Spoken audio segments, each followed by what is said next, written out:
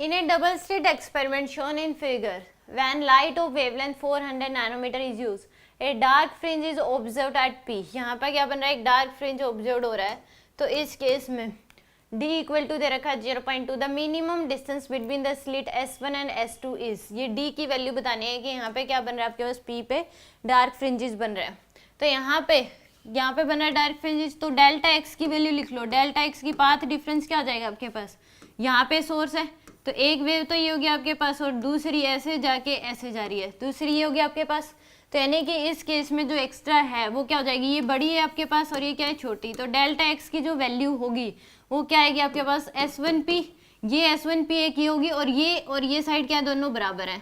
तो इसको इंटू में 2 कर दें, ये आएगी आपके पास. इसमें से माइनस कर दो ये वाली डिस्टेंस पूरी, तो ये क्या हो जाएगी S2 इंटू पी, यानी कि 2D के बराबर आ जाएगी ये. S2 इंटू पी और S2 इंटू पी लिख सकते हैं इसको. तो आ जाएगा S2 इंटू में P और इसको भी इंटू में 2. तो यानी कि 2 इंटू में S1P माइनस S2P, ये आपके पास डेल्टा एक्स की वैल्यू आ गई.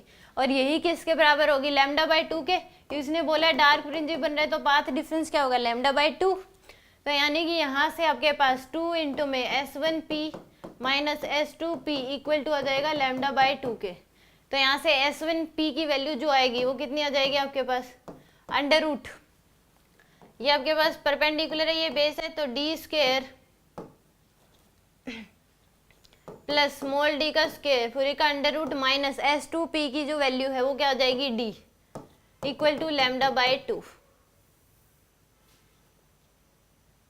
तो यहाँ से आपके पास इसको 2 को इधर ले जाओ तो ये डी स्क्वायर प्लस में स्मॉल डी स्क्वायर इसका under root minus D equal to lambda by 4. तो यहाँ से D square plus small D square under root equal to lambda by 4 plus में डी.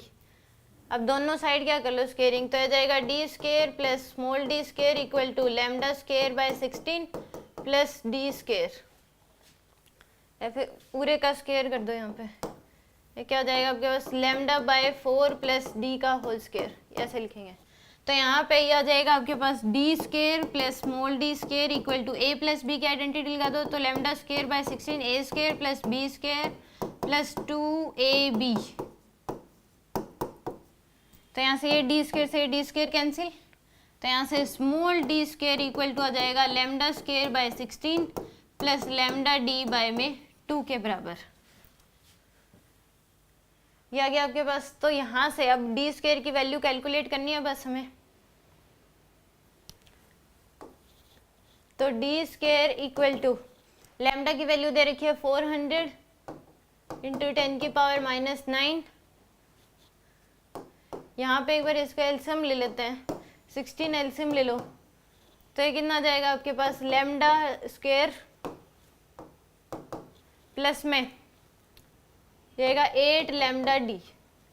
तो यानी कि 16 D square equal to lambda square plus 8 lambda D, ये आ जाएगा आपके पास. तो 16 D square equal to lambda square यानी कि 400 इंटू 10 की पावर माइनस 9 का स्क्वायर प्लस 8 इंटू में 400 इंटू 10 की power minus 9 into capital D की वैल्यू 0.2.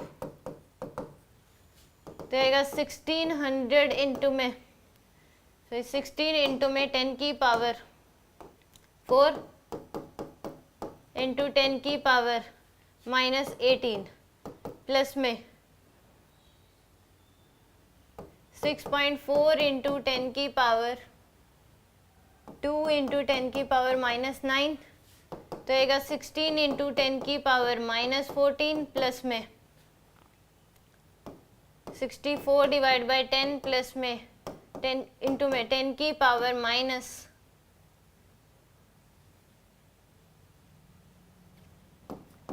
7, यानी क्या आ जाएगा आपके पास 16 D square equal to 16 D square equal to आ जाएगा आपके पास 16 इंटू 10 की पावर माइनस 14 प्लस 64 इंटू 10 की पावर माइनस 8.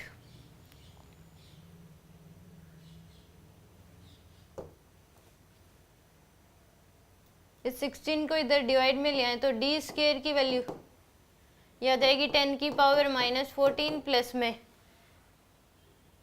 4 इंटू 10 की पावर माइनस 8.